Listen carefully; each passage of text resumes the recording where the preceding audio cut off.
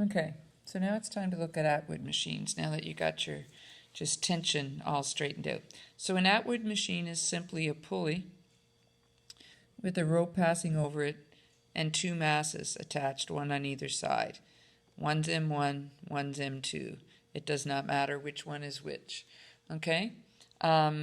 Obviously, which way this system's going to move when it's released depends on which one of these is heavier and therefore wins the tug-of-war. So there's an FG1 acting down on one side, an FG2 acting down on the other. Yes, there'll be a tension pulling up here, FT1. There'll be a tension pulling up here, FT2. But we know that those two tensions are going to be equal and opposite. So when we look at the overall movement of the system, there's no way that these two are going to come into play.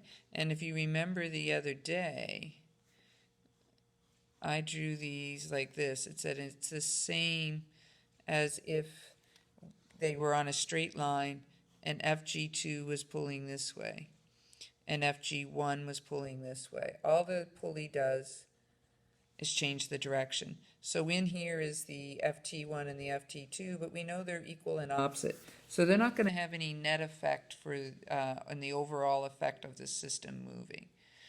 Now, depending on you're going to need, if you're going to find them, you'll need to look at one or the other. So let's do an example. Let's say that M1 is 9 kilograms, and let's say that M2 is 18 kilograms. Okay, so if that's true, then this way will be positive and this way will be negative. And so we'll start out by looking at the system. So on system. So if we look at the system then, and we do our sum of the forces, will equal M total A.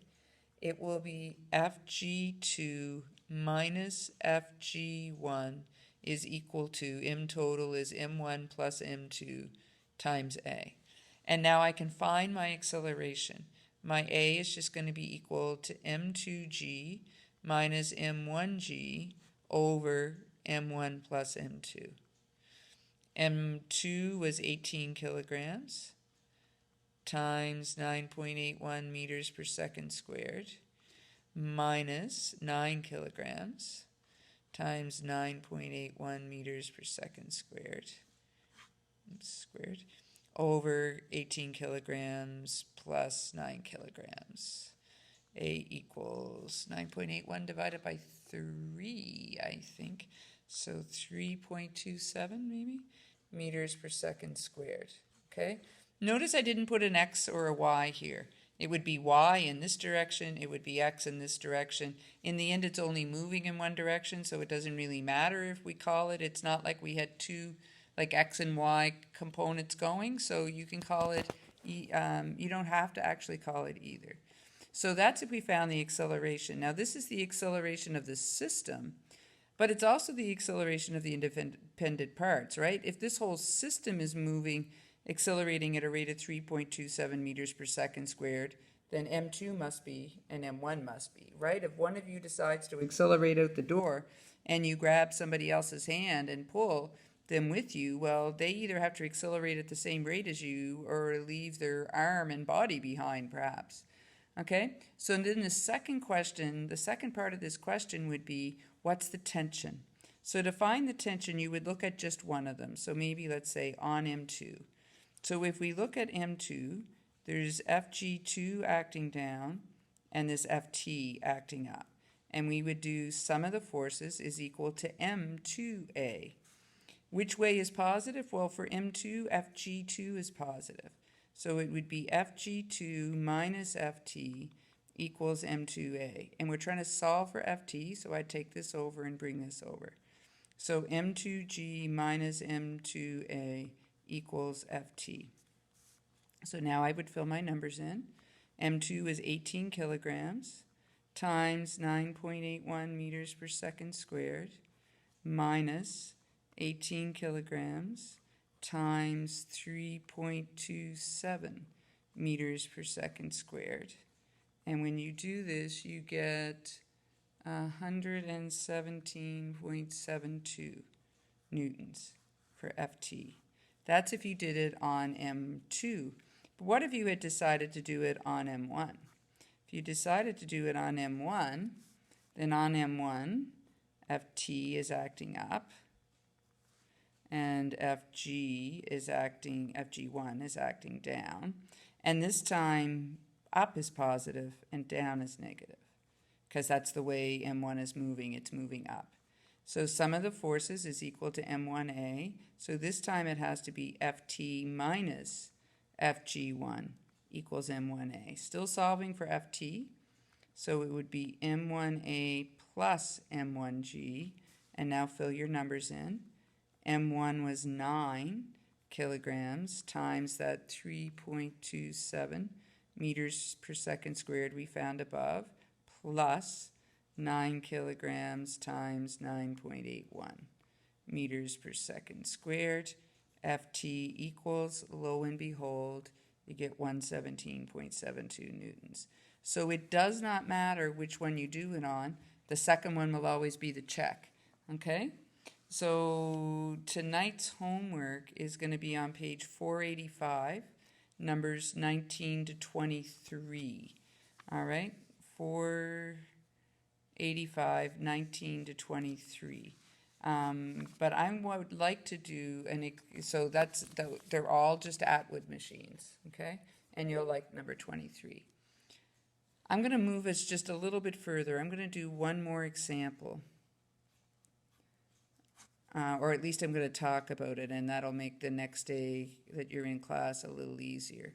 So now that you're going to get good at Atwood machines, maybe, I'm going to put M1 on a surface and M2 hanging down. And we won't have time to do this whole example, but I just want to talk about it for a minute, right? If M1 is on a surface and M2 is hanging down, then this will be FG2. FG1 will act this way. FN1 will act up. So now it'll become even more important maybe to think of it as moving in a straight line. Because what's going to make this system move is going to be FG2 pulling it this way. And this system will only move if FG2 is bigger than any friction that might be acting backward, right? So the only force acting backward on M1 is friction on 1. FG1 isn't acting back, it's acting down into the table. So this system will move if FG2 is bigger than FFR on 1. And if it isn't, it'll just hang there. Okay, so if it's really rough. Now in the first questions that you're going to do in these, the system will be, the surface will be frictionless. But you would start out the same way, and you would do on the system. And you would do sum of the forces is equal to M total A. So it would be FG2, because if it's going to move this way, so that'll be positive. Minus any friction there might be, would equal M1 plus M2 times A. People always want to put FG1 in here, but it's not pulling on either end. It's just being balanced out from the normal force. It will come into play in friction, but it's not going to pull, right? And so then you could find your A by doing M2G minus mu Fn on 1 over M1 plus M2. And then Fn on 1, if you did sum of the forces on just 1 in the y direction, you would just find out, of course, what you already know, that Fn is equal to M1G. And so then you could do A equals M2G minus mu M1G over M1 plus M2. Okay, so I just wanted to point out that when it's on a surface, it's not the same as the Atwood machine where the weight, both weights are directly playing here.